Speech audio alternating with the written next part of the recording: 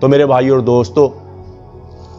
اللہ نے زندگی تھوڑی سی دی ہے، اس پر ہم توبہ کر لیں، ٹھیک ہو جائے، اللہ کے احکامات مان کر زندگی گزاریں، نبی اکرم صلی اللہ تعالیٰ علیہ وآلہ وسلم کے طریقے کے مطابق زندگی گزاریں، تاکہ ہم دنیا میں بھی کامیاب ہو جائیں اور آخرت میں بھی کامیاب ہو جائیں۔ نبی پاک صلی اللہ تعالیٰ علیہ وآلہ وسلم کا طریقہ کیا ہے کہ نماز کی پابندی ہو، قرآن کی تلاوت ہو اور اللہ کے احکامات مان کر زندگی گزاریں۔ بہترین مسلمان وہ ہے جس کے اخلاق اچھے ہیں، بہترین مسلمان وہ ہے، نبی پاک صلی اللہ تعالیٰ علیہ وآلہ وسلم فرمایا، جو اپنی بیوی کے ساتھ اچھا ہے، بہترین مسلمان وہ ہے جو اپنے اہل و عیال کے ساتھ اچھا ہے، بہترین صدقہ وہ ہے جو اپنے رشتہ داروں کو آپ دیتے ہیں، بہترین صدقہ فرمایا، اور جو اپنے بیوی بچوں پہ خرچ کرتے ہو فرمایا تمہیں صدقے کا ثواب ملتا ہے۔ تو میرے بھائی اور دوستو، پچھلی زندگی جتنی اللہ کی نافرمانی میں گزری، ان آنکھوں نے غلط دیکھا ہے، ان کانوں نے غلط سنا ہے، یہ زبان غلط بولی ہے، آج میں بھی توبہ کر لوں، آپ بھی توبہ کریں، اور آگے والی زندگی جو ہے نبی پاک صلی اللہ تعالیٰ علیہ وآلہ وسلم کی غلامی میں گزار دیں، اللہ کے احکامات مان کے گزار دیں۔